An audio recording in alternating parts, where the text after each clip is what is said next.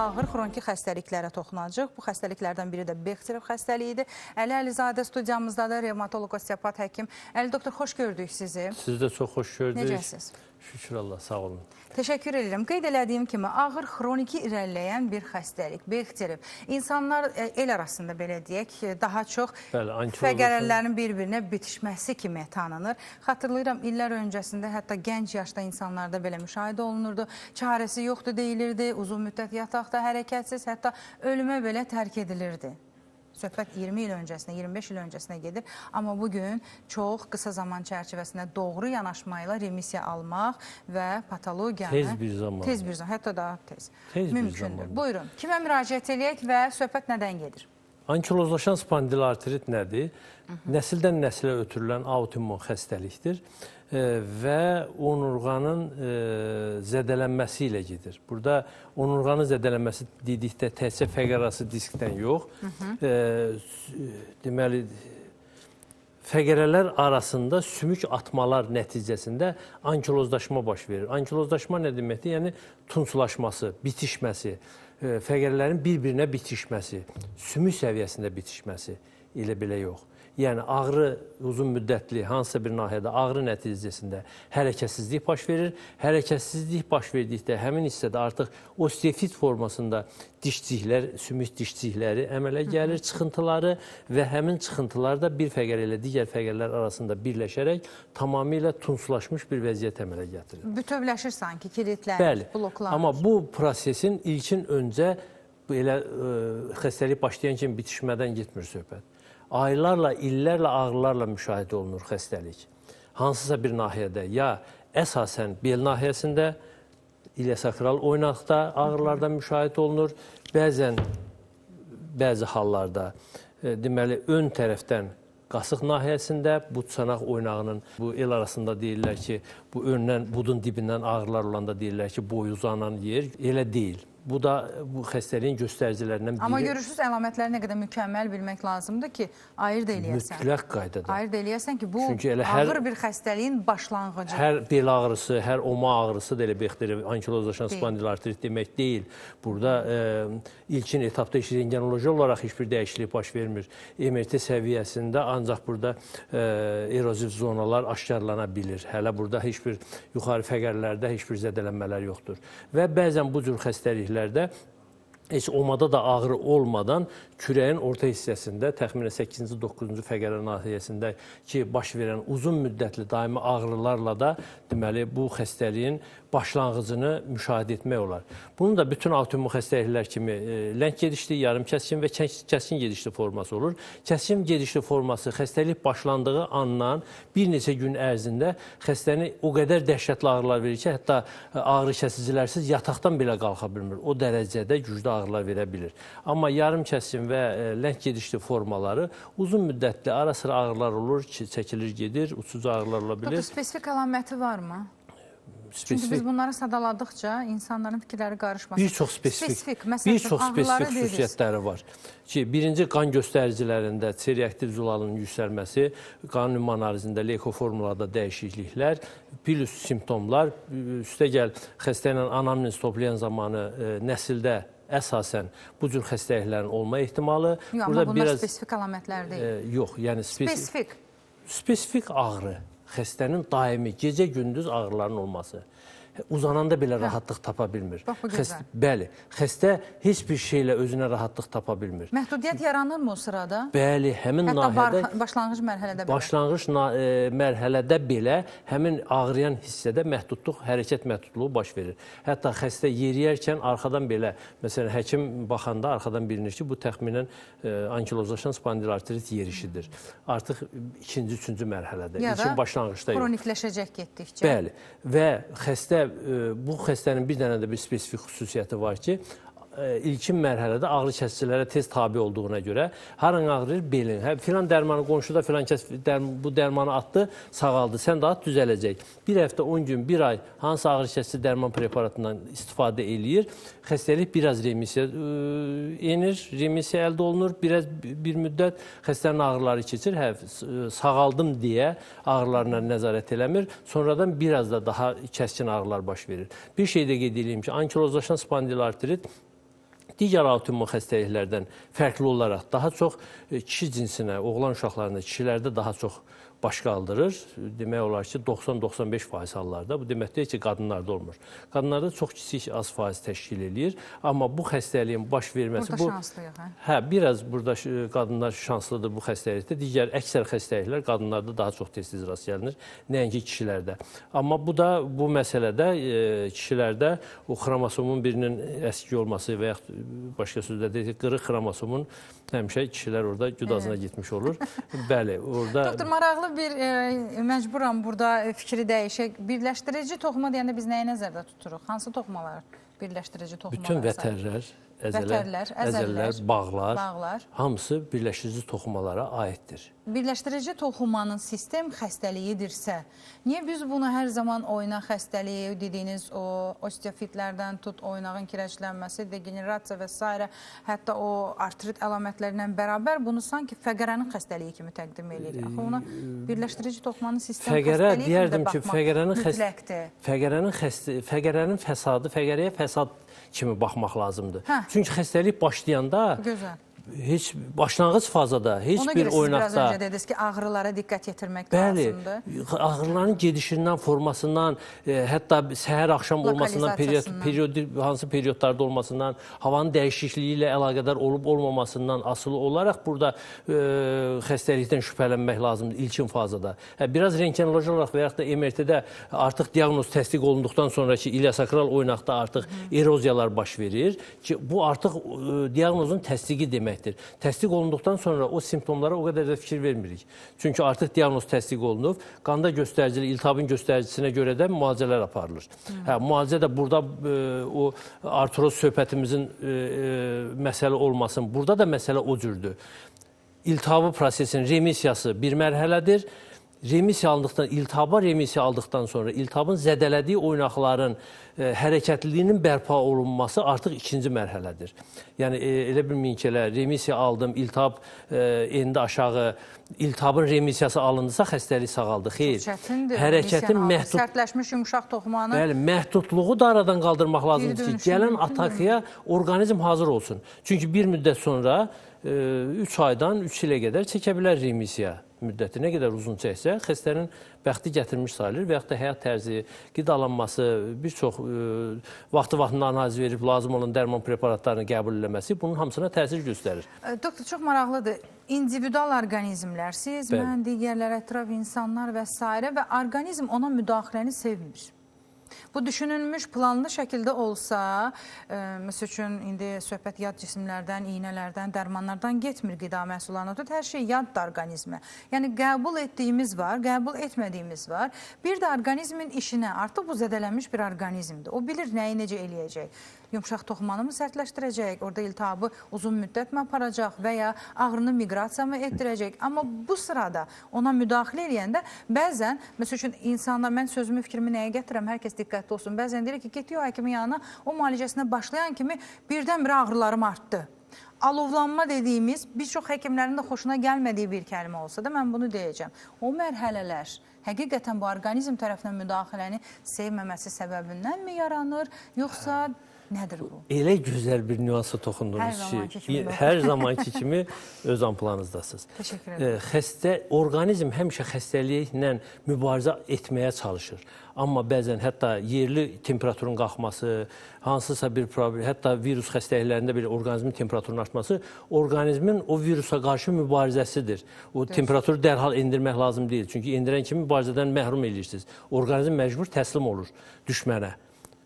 Bu cür autoimmun xəstəliklərdə də onun kimi. Müdaxilə o qədər ağıllı olmalıdır ki, amma orqanizm həmişə ağıllı mübarizə aparırmı? Xeyr. O osteofitlərin əmələ gəlməsi, fiksasiya, oynağın hərəkətsizliyi belə orqanizmin kör-təbii müdafiəsidir. Xəstəliyə qarşı kör-təbii autoimmun xəstəlikdə çünki orqanizmin öz normal toxuması özünə düşmən kəsilir. Ona görə burada kör-təbii müdafiə funksiyası həyata keçirir, formalaşır. Çünki ikisi də özününküdür. çortəbii müdafiə mexanizmi işə düşür. Çortəbii müdafiə mexanizmini də istiqamətləndirmək lazımdır düzgün. Bu ancaq incə müdaxilə ilə mümkün olur. Bəli, dediyiniz kimi müdaxilə nəticəsində alovlanma ola bilərmi? Bəli, ola bilər. Çünki biz xəstəliklə mübarizə aparanda xəstəlik də bizlə mübarizə aparır. O da yaşamaq istəyir axı. Bəli. Ona görə də onun işinə mane olduğumuz üçün müvəqqəti hansısa halda alovlana bilər və yaxud da ki, ağrılar arta bilər. Baxışdan qan göstəriciləri normaldır. Hansısa oynaqda əgər fiksasiya əmələ gəlibsə, məhdudluq əmələ gəlibsə, ya iliosakral oynaqlarda məhdudluq əmələ gəlibsə, biz remisiya fazasında bu oynağın hərəkətliliyini bərpa etməsək, ki, çanağın normal 8-vari hərəkətliliyini bərpa etməsək, o birisi atakada artıq həmin oynaq bitişəcək. Tam ankilozlaşmış oynaq geri dönən proses deyil. Orada artıq geri dönməz proses baş verir. Amma az da olsa, orada hərəkətlilik varsa, ağrılıdırsa, ankilozlaşan spondilartritin müalicəsində bir dənə bir qızıl qanun var. Hansı oynaqda hələ ağrı varsa, o geri dönən prosesdir. Hansı oynaq uzun illər ağrıyıb, artıq ağrımırsa, bu tamamilə ankilozlaşıb bitişmiş deməkdir. Geri dönməz proses deməkdir. İlk illərə baxanda xəstəliyin başlanğıc mərhələsindən başladıq. İlk illər dediyim 5-10 il ərzində yəni proqnoz verib geriyə dönüş əldə etmək mümkün olduğu halda 30 ilin, 40 ilin Bechterev xəstəliyindən əziyyət çəkən insanda remisiyanı almaq bir o qədər asan deyil, hətta bəzən mümkün olmur. Çox çətindir, çox çətin. Ona görə gecikmiş, bu gün 50'li 60'lı yaşlarda, gənc yaşlardan etibarən bu xroniki xəstəlikdən əziyyət çəkən insanlar əgər həkimə müraciət edirsə, burada istənilən savadda, istənilən belə təcrübədə həkim olsa belə, orqanizm ona cavab reaksiyası vermirsə, bu həkimin qeyri-peşəkar olmasını deyil, savadsız olmasını deyil, sizin gecikmiş olduğunuzu göstərir. Bunu deməyə çalışır. Hətta 25-30 yaşında belə gecikmiş mümkündür. Çünki kəsin gedişli ankilozlaşan spondilartritlərdə geriyə dönüşü hesablamaq olar. Hətta tamamilə onurğası bitişmiş, tam ankilozlaşmış, sağa sola dönə bilməyən insanlarda belə bir neçə fəqərədən birində kiçicik bir titrəyiş, tərpəniş əldə etməklə nisbətən qəddini düzəltmiş. Çünki onurğa tamamilə ankilozlaşdıqda, burada ankilozlaşan spondilartrit xəstələri özləri gözəl bilir. Bir dilənçi pozası deyilən poza var. Hansı ki, orqanizmdə... Dilənçi pozası. Bəli. Fəqərə önə doğru əyilmiş bir məcburi vəziyyət alır. Məcburi vəziyyətdə də önə baxmaq üçün baş tamamilə önə açılmış bir vəziyyət alır. Xəstə bir məcburi, bir kreslo vəziyyət alır və o vəziyyətdə də oynaqların bəzən bu vəziyyətdə oynaqların açılmasını istəyirlər. Burada tamamilə bərpa olunması mümkün deyil. Ancaq iltihaba remisiya alıb vəziyyətini yaxşılaşdırmaq olar. Biraz həyat tərzini yaxşılaşdırmaq. Amma o tamamilə ankilozlaşana qədərki periyodda isə xəstəliyin tamamilə geri dönüşü, tamamilə sağalması mümkündür. Sağalması nədir? Yəni bu xəstəlik ömürlük sağalmır. Sadəcə həkim nəzarətində tam sağlam yaşayır. İnsana sağlam yaşamı bəxş etmək mümkündür, onu təmin etmək mümkündür. Doktor, xəstə seçimi şansınız varmı? Seçirsiniz xəstələrinizi? Valla biz azadıq da, yəni həkim seçimində. Amma siz necə? Çünki autoimmun xəstəliklərdən, xroniki iltihabi xəstəliklərdən, revmatizmal xəstəliklərdən, oynaqlarda olan degenerativ dəyişikliklərdən danışırıqsa, burada xəstənin yaşına, cinsinə, irqinə, hər şeyinə, yanaşı xəstəliklərə, həyat tərzindən tut, qəbul etdiyi dərmanlar, qida və s. hamısı nəzərə alınaraq, siz bilirsiniz, sizin timsalınızda digər kolleqalarınıza səslənirəm. Yəni, bu yazacağınız müalicələr, təyin etdiyiniz müayinələr təcrübənizdən xəbər verəcək. Yəni, sabah uğursuz nəticə olanda əli həkimin və ya qeyri bir həkimin bizim sahənin uğursuz nəticəsi yox, seçim necədir? Tamamilə tam ankilozlaşmış vəziyyətdə ki, artıq edəcək bir şey yoxdursa, burada xəstənin ancaq nə qalır? Osteoporoz cərrahi ilə müalicə yazıb, heç olmasa oradan o tərəfə ağırlaşmasının qarşısını almaq, remissiyasının müddətini uzatmaq. Yenə də fikrindən yayındıra bilmədim. Nə olursa olsun deyə xəstə mənim üçün xəstədir. Xəstədir. İnsan, bilirsiniz, ümidlə gəlir. Allah köməyiniz olsun. Hamı sağalmaq istəyir, amma sağalmaq istəyən biri var ki, vaxtında müraciət edir. Amma bunu eləyənlər var. Mən suallarımı boş yerə... İllərlə ağrı kəsici otuzdururlar xəstəni. Sən mənim xəstəm deyilsən. Əməliyyatdan çıxmışam, başım ağrıyır. Ay, nə qədər şikayətim var və s. İnsanlar yazır da mənə. Belə şey, bizim belə komfortumuz yoxdur ki, çünki insan ümidlə gəlir və yaşam ümidi ilə gəlir, sağlamlıq ümidi ilə gəlir və ona da onu bəxş etmək lazımdır ki, gələcək nəsillər bizi qınamasın. Bexterev xəstələrinə məsləhətiniz nədir, doktor? Bexterev xəstələrinə, hətta onun müalicəsi ilə məşğul olan həkimlərimizə də bir məsləhətim var. Çünki aprel ayının əvvəlində bizim ankilozlaşan spondilartritlə bağlı böyük bir konferans keçiriləcək. Bütün təxminən 5-6 ölkədən hocalar, professorlar dəvət olunub. Deməli, Türkiyədən, Özbəkistandan, Qazaxıstandan, Azərbaycanın alimləri, öndə gedən alimləri çıxışlar edəcəklər və bütün həkimləri, travmatoloqlar, nevroloqlar, revmatoloqlar, bütün hətta kojveneroloqlar, çünki ankilozlaşan spondilartrit xəstəliyi ilə psoriatik artritlər qohum xəstəlikdir. Orada da onlar barədə söhbət gedəcək və həkimlərimizi də bu konferansda iştirak etməyi dəvət eləyirəm və çox yeniliklərlə tanış olacaqlar. Həm müalicəsi ilə, həm remisiya alana qədər, həm remisiyadan sonraki fazalarda hansı hallarla rastlaşa bilərlər və nə etmək lazımdır xəstələrə. Ömür boyu sürən bir xəstəlikdir. Bəli, Əfsuslar olsun ki, barışmalıyıq bu vəziyyətlə, əgər belə bir xəstəlikdən əziyyət çəkənlər varsa. Yenə də çox incə məqama toxundunuz. Elə dünən mənim bir xəstəm vardı, hansı ki, bu xəstəliklə barışmaq istəmir, qəbul etmək istəmir ki, məndə bu xəstəlikdir. Yox, istəməməklə deyil axı, bu varsa bununla barışıb, bu xəstəliklə bircə yaşamı öyrənmək lazımdır. Xəstəliyi qəbul etməməklə xəstəlik sizdən qaçıb aralanmır. Xəstəliyi qəbul edib, onu necə eləmək lazımdır ki, o xəstəliyi alovlandırmayım və normal həyatıma davam edeyim. Onu qıcıqlandırmayım, mənim həyatıma mane olmasın. Həyatını qəbul eləmir, amma xəstə yeriyə də bilmir. Və o vəziyyətdə qəbul eləməmək, bu absurddur. Artıq xəstəlik diaqnozu da qoyulub, təsdiq olunub, xəstəliyi qəbul edib, normal dərmanları qəbul eləməlisən. Ancaq elə o bir məsəl var, yıxılanda deyirlər, qoyma, öldüm. Öldüm deyəndə 3-4 gün dərman atır, biraz da ağırlaşır, hal-hazırda koksartroz formalaşıb, yəni bu çanaq oynağının artrozu. Yenə də deyir ki, mən bu xəstəliyi qəbul eləyə bilmirəm. Dedim ki, onda qəbul eləyəndə gələrsən. Çünki bu xəstəliklə mübarizə düzgün olmalıdır. Nədə bu xəstəliklə belə qan davasına da qalxmaq olmaz, üzünü döndərib, arxanı çevirib qaçmaq da olmaz. Çünki arxadan sənə çatacaq. Onda, yəni autoimmun xəstəliklərlədir ki, onlarla insanlar simbiyoz həyat keçirməyi öyrənməlidirlər. İstəmirik, doktor. Yox, hələ ki, istəmək məcburiyyətindəyik. Çünki bu xəstəliyin tamamilə həlli hələ... Axı, əlamətləri sadaladınız. O əlamətlər bir çox xəstəliklərdə var, oxşardır. Bəli. Yəni, çox oxşardır. Baxın, burada həkim savadı çox vacibdir. Diferensial diaqnostika nə deyirik? Baş ağrısı ilə 10 insan gəlir, amma altda yatan səbəbi həkimlər araşdırmalıdır. 64 və ya üzərində bir səbəbi varsa, onun 3-ü nevrolojidir. Yəni, hər başımız ağrıyırsa, inanın əhali arasında hal-hazırda müəyyən bir reyd keçirək, baxın, sorğu-sual əsnasında bəlli olacaq, yüzdələrə bölün 1000 insanın baş ağrısı ilə müraciətində bəlkə 900-ü MRT-dən keçib. Niyə? Çünki halımıza gələn şişdir. Elə bilirik ki, baş ağrısı sadəcə şiş səbəbi ilə ola bilər. Bir də maraqlı tərəfi bilirsiniz, şiş yoxdursa, heç nə yoxdur. Niyə baş ağrısını axtarım, səbəbini tapım? Yoxdur, bir sözdə cümlədə əlavə edirlər onu. Bu qədər bəsit deyil. Həkimlər tapa bilmir.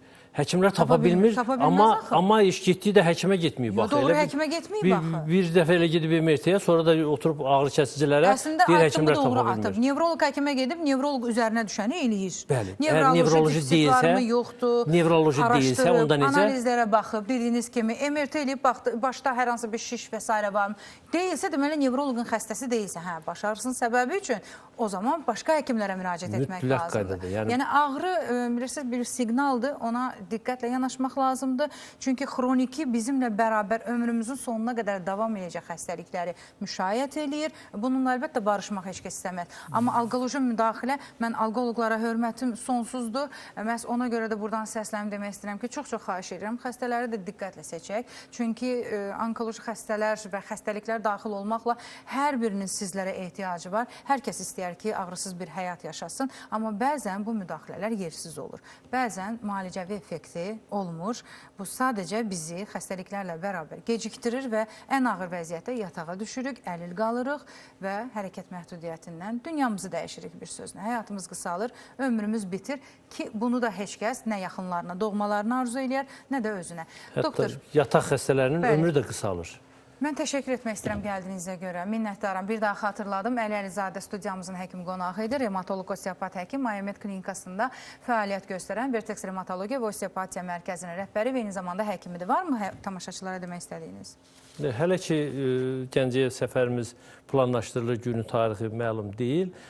Tarixi məlum olanda hələ ki, ancaq həftədə bir dəfə Sumqayıt səfəri. Doktoraz klinikasında Sumqayıtda həftənin ikinci günləri, qalan günlər Mayomed klinikasında xəstələrin qulluğundayıq. Təşəkkür edirəm. Sağ olun.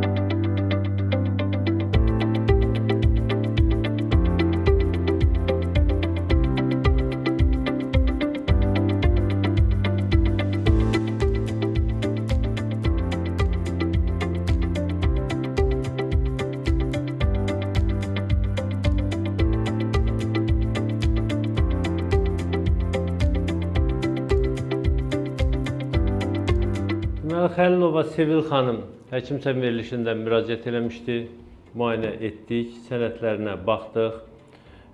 Xanımda onurğa problemidir, həm boyun, həm bel fəqərlərinin degenerativ xəstəliyi. Boyun fəqərlərini orada kat elətdirib, dediyinə görə ürəyindən asıq əməliyyat olunub, ona görə MRT-yə icazə verməyiblər, amma çoxdan olunub MRT-yə. Niyə icazə verməyiblər bilmədim səbəbini. Amma həm bel, həm boyun fəqərələri MRT olunsaydı daha yaxşı olardı. Amma KT ilə də diaqnoz qoyub düzgün müalicə aparmaq mümkündür. İndi bir neçə qan təhlili aparılacaq və degenerativ xəstəliyə görə spesifik müalicə aparılmalıdır. Əsasən belə xəstələrə 2 kurs müalicə lazım olur. Bir kurs müalicə, hər müalicəsi təxminən 4-6 həftəlik kurs müalicə olmaqla arasında fasilə də 2 ay, 3 ay ara fasilə ilə 2 kurs müalicə ilə tam sağlamlığına qovuşa bilir.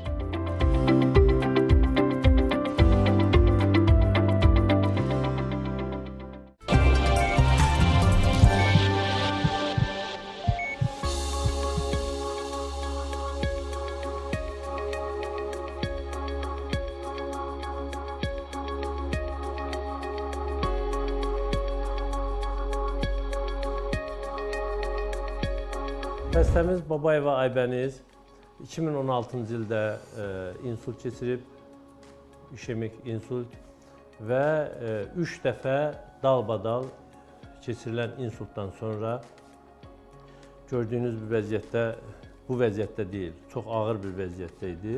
Hemiplegiya, bir ətraflar işləmirdi, deməli bir aşağı ətrafında tamamilə hərəkətsizlik, ən adi hərəkətləri belə etmək çətinlik çəkirdi, mümkünsüz idi. Təxminən 8 il həyat yoldaşı Niyaz onu qucağında gəzdirib, bütün işlərini o görüb, bütün həm yuyundurmasını, həm yeməyini, içməyini, bütün lazım olan işlərini Niyaz qardaşımız görüb. İlk dəfə xəstəni biz bir televiziya verilişinə müraciət eləmişdilər, orada gördük. Müalicəsinin özlərimizə götürdük və 3 ay bir kurs müalicə keçəndən sonra xəstə oturduğu yerdən sadəcə ayağa qalxmaq kimi bir tələbi yerinə yetirə bilmişdi. İndi ikinci kurs müalicəsinə başlanılıb. Vəziyyəti aktivdir, öz işlərini evdə adi işləri görə bilir, lazım olan fizioloji aktları yerinə yetirə bilir. Heç olmasa qaşığı ağzına özü apara bilir, çayını, çörəyini özü yeyə bilir. Hələ ki bu vəziyyətə gəlibdir. Bu 8 ildən sonraki yataq xəstəsi üçün böyük bir nailiyyətdir, böyük bir irəliləyişdir. Necədir vəziyyətiniz Aybəniz xanım? Sənin doğru. Sağ ol. Sağ ol, yaxşı. Allah razı olsun. Sağ ol. Təşəkkür ederim. Minnətlər. Qeyd edeyim ki, xəstənin danışığı da tamamilə demək olar ki, pozulmuşdu, anlaşıqlı danışa bilmirdi. Artıq biraz danışması da yaxşılaşıb, danışığı anlaşılandır. Yəni, ancaq evdəkilərdən başqa demək olar ki, heç kim onu başa düşə bilmirdi danışanda. Amma indi hətta mənimlə telefonla belə danışa bilir. Bu qolumu tərpət görün, bir açıq qaldı. Bu işləyir. Hə. İndi bunu bir balaca qaldır görün. Qaldır, qaldır, qaldır. Hə. Əllərini verirlər. Yaxşı. İndi qolumu mən açıram. Bük görüm. Aha. İndi aç görüm. Aha. İndi qaldır görüm hara qədər qalxır. Yox, mən qaldıracağım. Demir. Qaldır, qaldır, qaldır. Ay, sağ, qaldır. Ay, sağ, yendir aşağı.